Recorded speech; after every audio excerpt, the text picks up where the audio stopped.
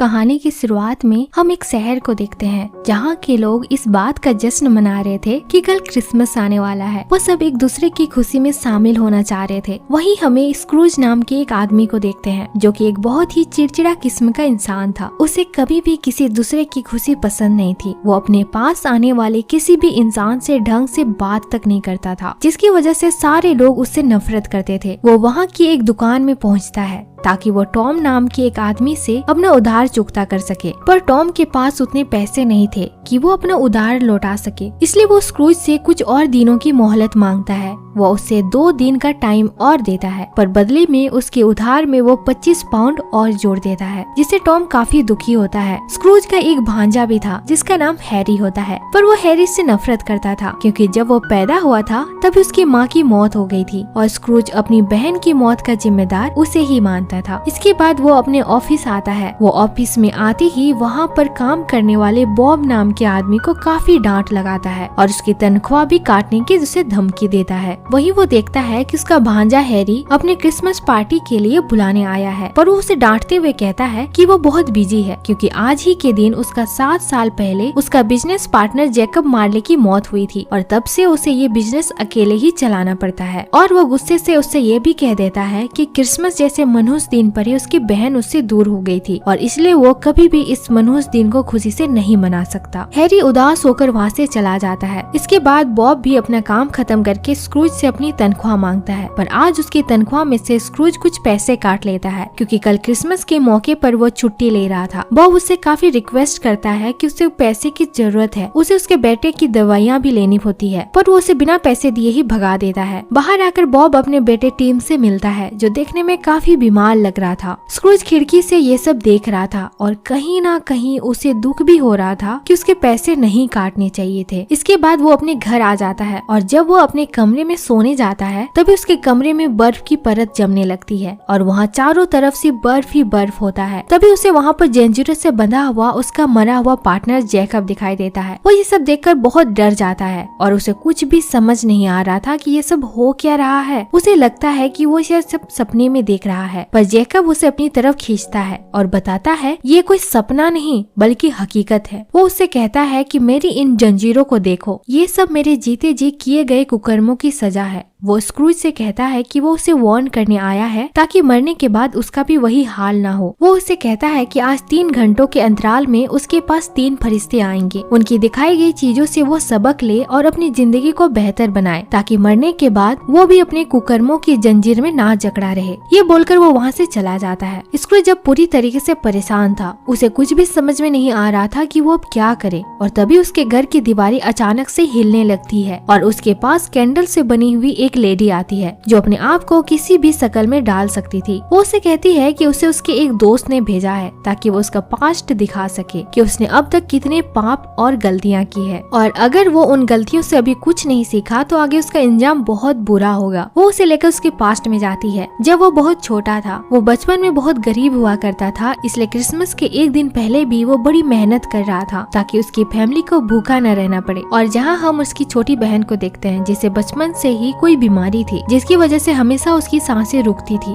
वो स्क्रूज को अपना बनाया हुआ तोहफा देने आई थी और वहीं पे स्क्रूज को प्रेजेंट की एक झलक दिखाई देती है जिसमें बिल्कुल उसकी बहन की तरह ही बॉब का बेटा टीम बीमार से लड़ रहा था, पर उसने कभी भी उसकी मदद करने की नहीं सोची। वो कैंडल लेडी उससे पूछती है कि तुम्हारी बहन का आगे चलकर क्या हुआ, वो बची या नहीं, और स्क्रूज उसे बताता है कि अच्छे इलाज के मिल जाने से उसकी बहन की जान बच गई थी, लेकिन उस बीमारी की वजह से वो काफी कमजोर हो गई थी और अपने बेटे हैरी को जन्म देते वक्त उसकी मौत हो गई और इसलिए वो आज भी अपने भांजी से नफरत करता है। और ये सब इसी मनहूस क्रिसमस के दिन ही हुआ था। वो कैंडल लेडी उससे पूछती है कि क्या एक भी क्रिसमस ऐसा नहीं था जिसमें वो खुश हुआ हो, और उसके बाद वो उसे लेकर समय के थोड़ा आगे जाती है जहाँ स्क्रूज अपने यंग एज में अपने करियर को लेकर काफी फोकस था। वो जिसके पास काम करता था उसकी एक बेटी थी जिसका नाम इजाबेल था और स्क्रूज उससे प्यार करता था, लेकिन पैसे कमाने के चक्कर में उसने अपना काम बदल लिया और वो जैकब मार्ले के नाम के एक आदमी के पास काम करने लगा जो हमेशा सिर्फ पैसों को ही इम्पोर्टेंस देता था, और इसी वजह से वो भी उसी की तरह बनता चला गया और इजाबेल को वो टाइम ना दे सका जिसकी वजह से वो उसे छोड़कर चली गई। और स्क्रूज ये सब देखकर काफी दुखी होता है और वो सोचता है कि काश